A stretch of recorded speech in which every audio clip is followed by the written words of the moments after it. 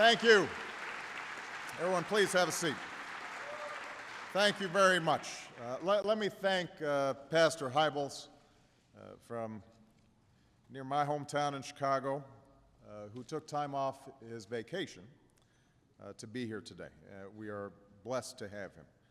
I want to thank President Neil Kerwin and our hosts here at American University, acknowledge my outstanding Secretary of Labor, Hilda Solis, and members of my administration, all the members of Congress. Hilda deserves applause. To all the members of Congress, the elected officials, faith and law enforcement, labor, business leaders, and immigration advocates who are here today, thank you for your presence. I want to thank American University for welcoming me to the campus once again.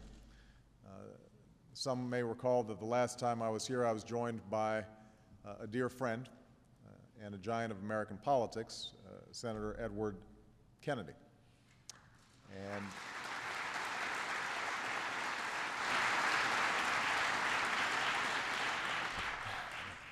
Teddy's not here right now, but his legacy of civil rights and health care and worker protections is still with us.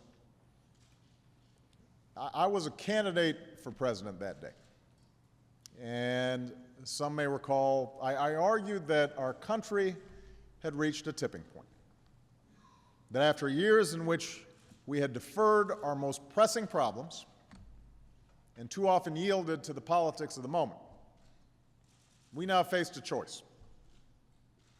We could squarely confront our challenges with honesty and determination, or we could consign ourselves and our children to a future less prosperous and less secure. I believed that then, and I believe it now. And that's why, even as we've tackled the most severe economic crisis since the Great Depression, even as we've wound down the war in Iraq and refocused our efforts in Afghanistan, my administration has refused to ignore some of the fundamental challenges facing this generation. We launched the most aggressive education reforms in decades so that our children can gain the knowledge and skills they need to compete in a 21st century global economy. We have finally delivered on the promise of health reform, reform that will bring greater security to every American and that will rein in the skyrocketing costs that threaten families, businesses, and the prosperity of our nation.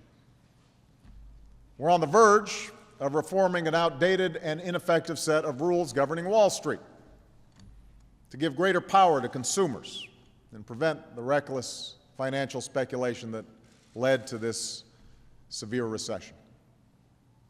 And we're accelerating the transition to a clean energy economy by significantly raising the fuel efficiency standards of cars and trucks and by doubling our use of renewable energies like wind and solar power, steps that have the potential to create whole new industries and hundreds of thousands of new jobs in America. So despite the forces of the status quo, despite the polarization and the frequent pettiness of our politics, we are confronting the great challenges of our times. And while this work isn't easy, and the changes we seek won't always happen overnight, what we've made clear is that this administration will not just kick the can down the road. Immigration reform is no exception. In recent days, the issue of immigration has become once more a source of fresh contention in our country, with the passage of a controversial law in Arizona and the heated reactions we've seen across America. Some have rallied behind this new policy. Others have protested and launched boycotts of the state. And everywhere, people have expressed frustration with a system that seems fundamentally broken. Of course, the tensions around immigration are not new. On the one hand, we've always defined ourselves as a nation of immigrants. a nation that welcomes those willing to embrace America's precepts. Indeed, it is this constant flow of immigrants that helped to make America what it is. The scientific breakthroughs of Albert Einstein, the inventions of Nikola Tesla, the great ventures of Andrew Carnegie's U.S. Steel and Sergey Brin's Google Inc. All this was possible because of immigrants. And then there are the countless names and the quiet acts that never made the history books, but were no less consequential in building this country. The generations who braved hardship and great risk to reach our shores in search of a better life for themselves and their families. The millions of people, ancestors to most of us, who believed that there was a place where they could be, at long last, free to work and worship and live their lives in peace.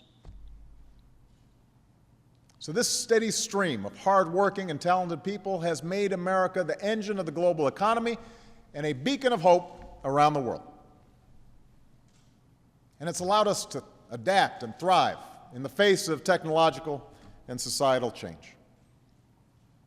To this day, America reaps incredible economic rewards because we remain a magnet for the best and brightest from across the globe. Folks travel here in the hopes of being a part of a culture of entrepreneurship and ingenuity. And by doing so, they strengthen and enrich that culture.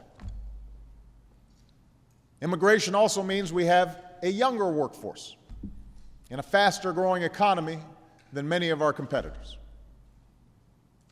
And in an increasingly interconnected world, the diversity of our country is a powerful advantage in global competition. You know, just a few weeks ago, we had an event of small business owners at the White House. And one business owner was a woman named Prachi Davidos, who came to this country, became a citizen, and opened up a successful technology services company. When she started, she had just one employee. Today, she employs more than 100 people. This past April, we held a naturalization ceremony at the White House for members of our armed forces. Even though they were not yet citizens, they had enlisted. One of them was a woman named Perla Ramos, born and raised in Mexico.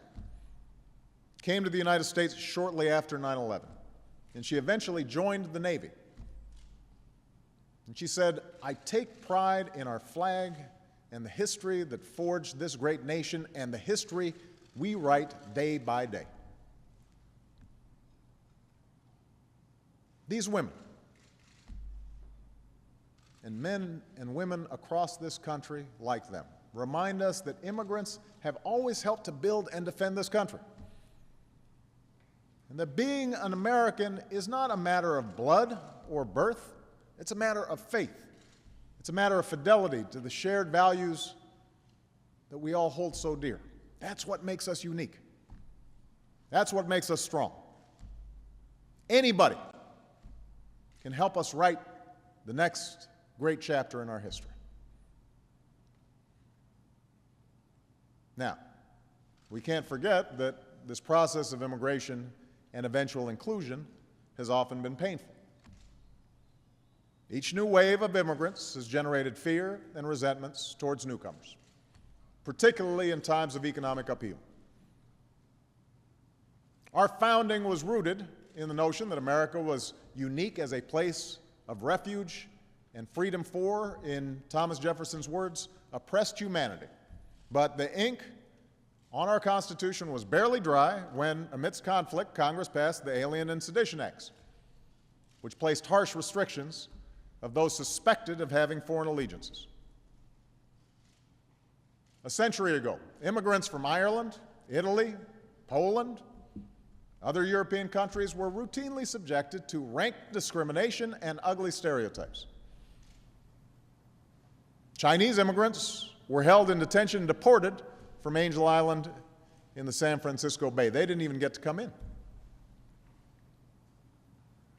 So the politics of who is and who is not allowed to enter this country and on what terms has always been contentious.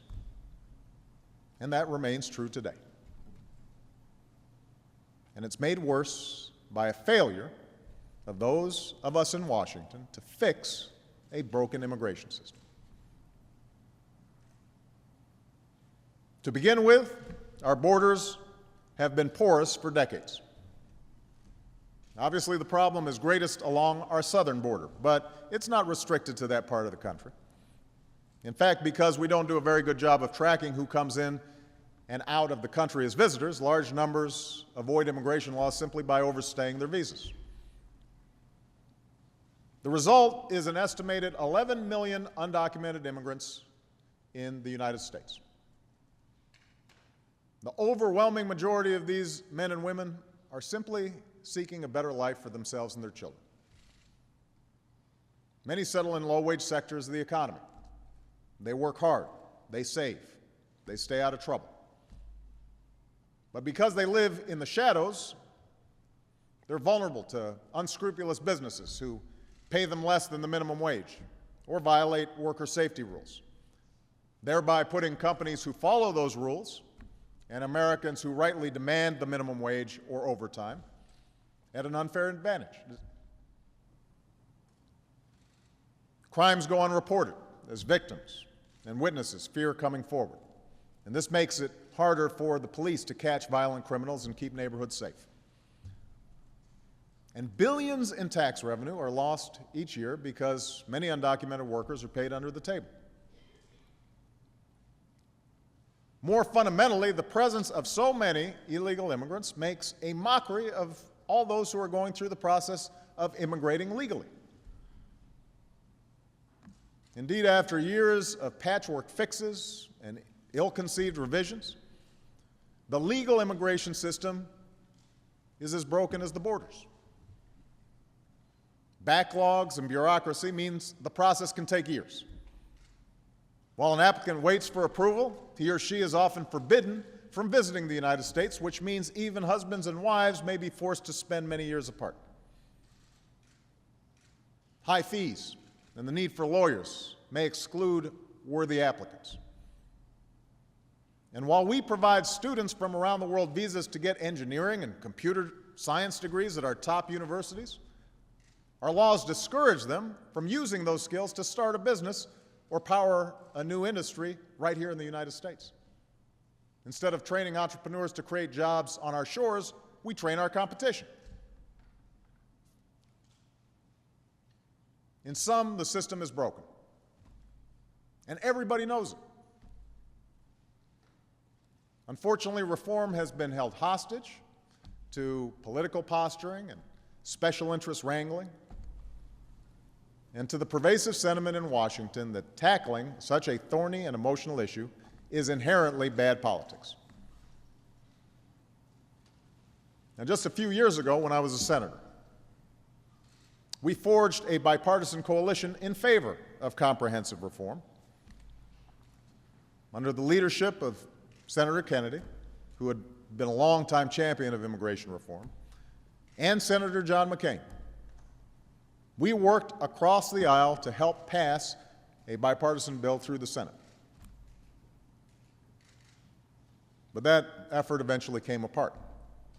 And now, under the pressures of partisanship and election year politics, many of the 11 Republican senators who voted for reform in the past have now backed away from their previous support. Into this breach, states like Arizona have decided to take matters into their own hands. Now, given the levels of frustration across the country, this is understandable. But it is also ill-conceived.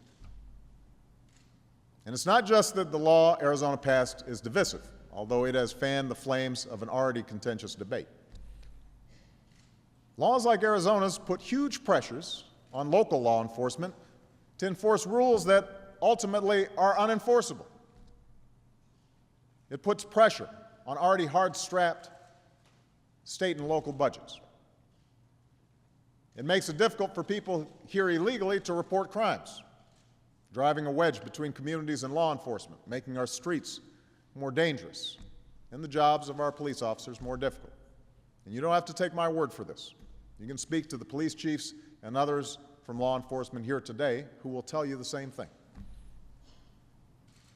These laws also have the potential of violating the rights of innocent American citizens and legal residents, making them subject to possible stops or questioning because of what they look like or how they sound.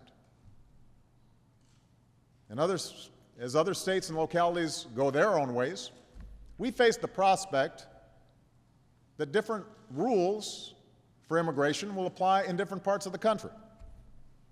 A patchwork of local immigration rules where we all know one clear national standard is needed.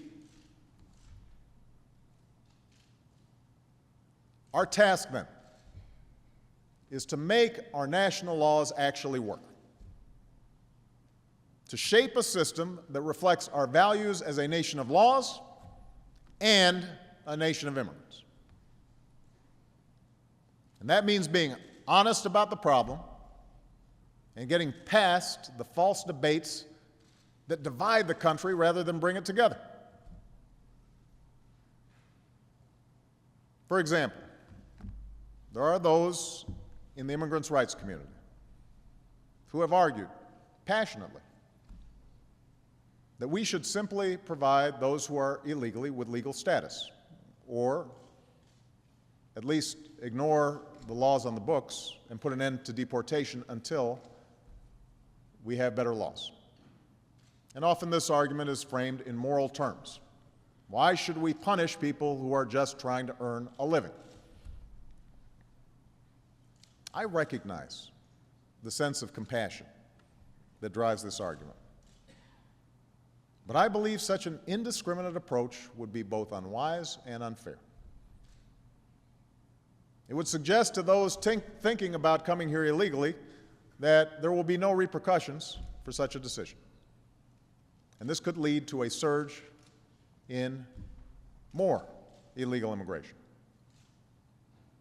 And it would also ignore the millions of people around the world who are waiting in line to come here legally. Ultimately, our nation, like all nations, has the right and obligation to control its borders and set laws for residency and citizenship. And no matter how decent they are, no matter their reasons, the 11 million who broke these laws should be held accountable. Now, if the majority of Americans are skeptical of a blanket amnesty, they are also skeptical that it is possible to round up and deport 11 million people. They know it's not possible. Such an effort would be logistically impossible and wildly expensive. Moreover, it would tear at the very fabric of this nation, because immigrants who are here illegally are now intricately woven into that fabric. Many have children who are American citizens. Some are children themselves, brought here by their parents at a very young age, growing up as American kids, only to discover their illegal status when they apply for college or a job. Migrant workers, mostly here illegally, have been the labor force of our farmers and agricultural producers for generations. So even if it was possible, a program of mass deportations would disrupt our economy and communities in ways that most Americans would find intolerable.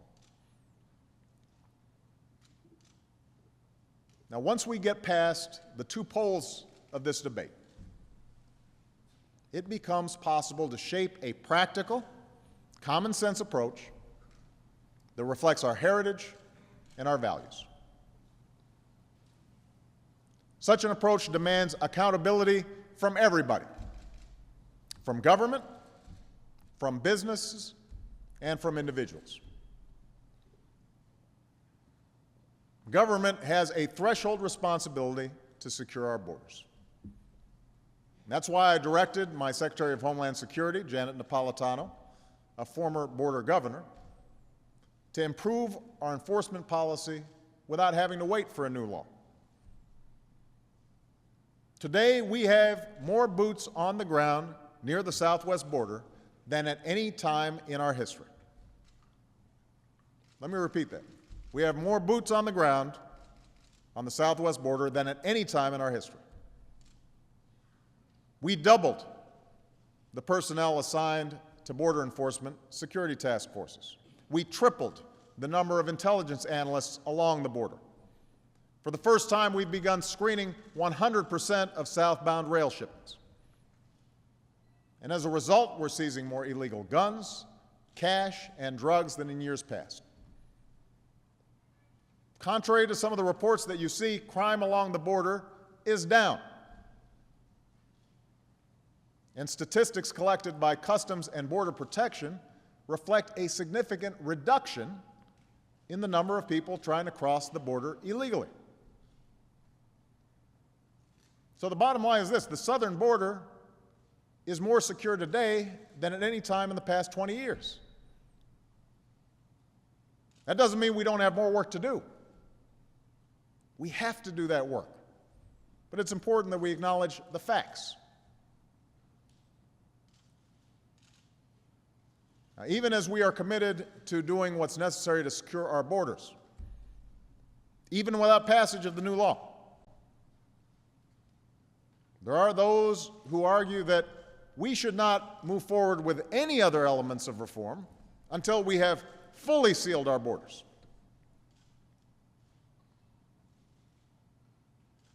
But our borders are just too vast for us to be able to solve the problem only with fences and border patrols.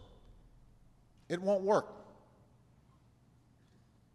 Our borders will not be secure as long as our limited resources are devoted to not only stopping gangs and potential terrorists, but also the hundreds of thousands who attempt to cross each year simply to find work. That's why businesses must be held accountable if they break the law by deliberately hiring and exploiting undocumented workers.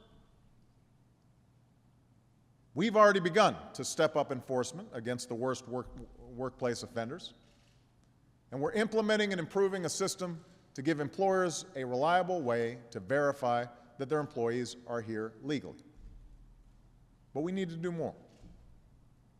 We cannot continue just to look the other way as a significant portion of our economy operates outside the law. It breeds abuse and bad practices. It punishes employers who act responsibly and undercuts American workers. And ultimately, if the demand for undocumented workers falls, the incentive for people to come here illegally will decline as well. Finally, we have to demand responsibility from people living here illegally. They must be required to admit that they broke the law. They should be required to register, pay their taxes, pay a fine, and learn English. They must get right with the law before they can get in line and earn their citizenship. Not just because it is fair, not just because it will make clear to those who might wish to come to America, they must do so inside the bounds of the law, but because this is how we demonstrate that what being an American means. Being a citizen of this country comes not only with rights, but also with certain fundamental responsibilities. We can create a pathway for legal status that is fair, reflective of our values, and works. Now, stopping illegal immigration must go hand in hand with reforming our creaky system of legal immigration. We've begun to do that by eliminating a backlog in background checks that at one point stretched back almost a year. That's just for the background check. People can now track the status of their immigration applications by email or text message. We've improved accountability and safety in the detention system. And we've stemmed the increases in naturalization fees. But here, too, we need to do more. We should make it easier for the best and the brightest to come to start businesses and develop products and create jobs. Our laws should respect families following the rules instead of splitting them apart.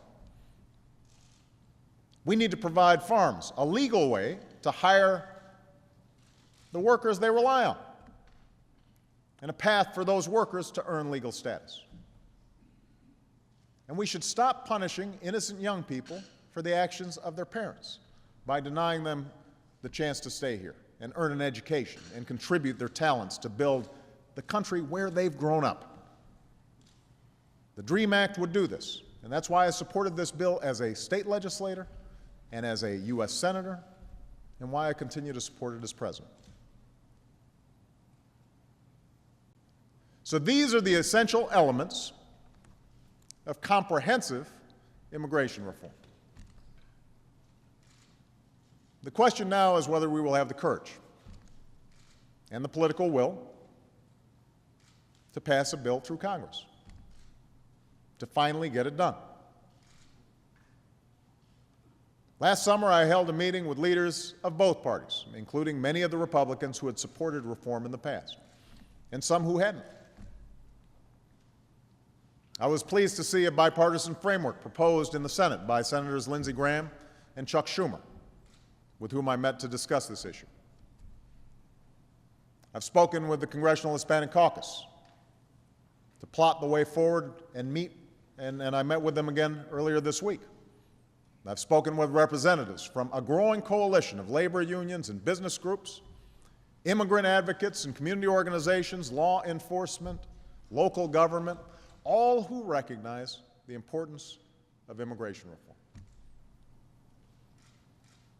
And I've met with leaders from America's religious communities, like Pastor Hybels, people of different faiths and beliefs, some liberal, some conservative, who nonetheless share a sense of urgency,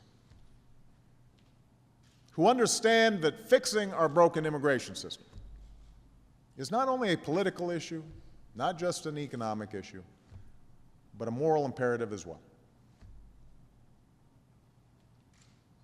So we've made progress. I'm ready to move forward. The majority of Democrats are ready to move forward.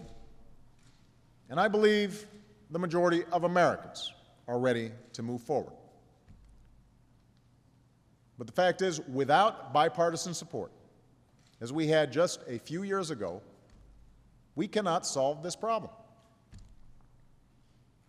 Reform that brings accountability to our immigration system cannot pass without Republican votes. That is the political and mathematical reality. The only way to reduce the risk that this effort will again falter because of politics is if members of both parties are willing to take responsibility for solving this problem once and for all.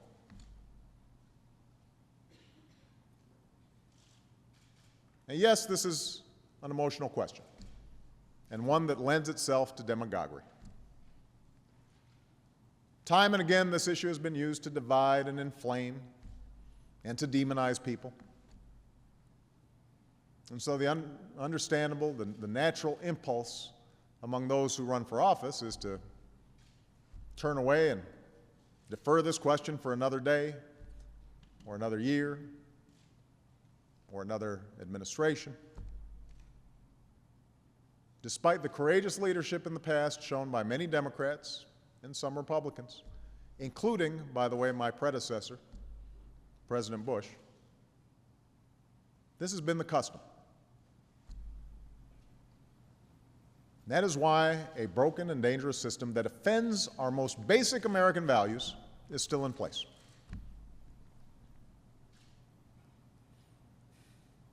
But I believe we can put politics aside and finally have an immigration system that's accountable.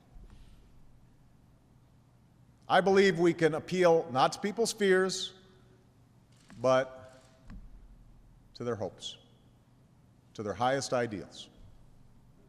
Because that's who we are as Americans.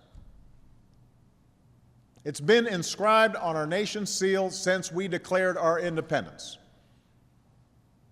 E pluribus unum. Out of many, one. That is what has drawn the persecuted and impoverished to our shores. That's what led the innovators and risk takers from around the world to take a chance here, in the land of opportunity. That's what has led people to endure untold hardships to reach this place called America. You know, one of the largest waves of immigration in our history took place a little more than a century ago. At the time, Jewish people were being driven out of Eastern Europe, often escaping to the sounds of gunfire and the light from their villages burning to the ground. The journey could take months as families crossed rivers in the dead of night, traveled miles by foot, endured a rough and dangerous passage over the North Atlantic. And once here, many made their homes in a teeming and bustling lower Manhattan. And it was at this time that a young woman named Emma Lazarus, whose own family fled persecution from Europe generations earlier, took up the cause of these new immigrants. Although she was a poet, she spent much of her time advocating for better health care and housing for the newcomers. And inspired by what she saw and heard, she wrote down her thoughts and donated a piece of work to help pay for the construction of a new statue, the Statue of Liberty, which actually was funded in part by small donations from people across America. Years before the statue was built, years before it would be seen by throngs of immigrants craning their necks skyward at the end of a long and brutal voyage, years before it would come to symbolize everything that we cherish, she imagined what it could mean. She imagined the sight of a giant statue at the entry point of a great nation. But unlike the great monuments of the past, this would not signal an empire. Instead, it would signal one's arrival to a place of opportunity and refuge and freedom. Here at our sea-washed sunset gates shall stand, she wrote, a mighty woman with a torch. From her beacon hand glows worldwide welcome. Keep ancient lands your storied pomp. Give me your tired and your poor, your huddled masses yearning to be free. Send these, the homeless, tempest-tossed, to me. I lift my lamp beside the golden door.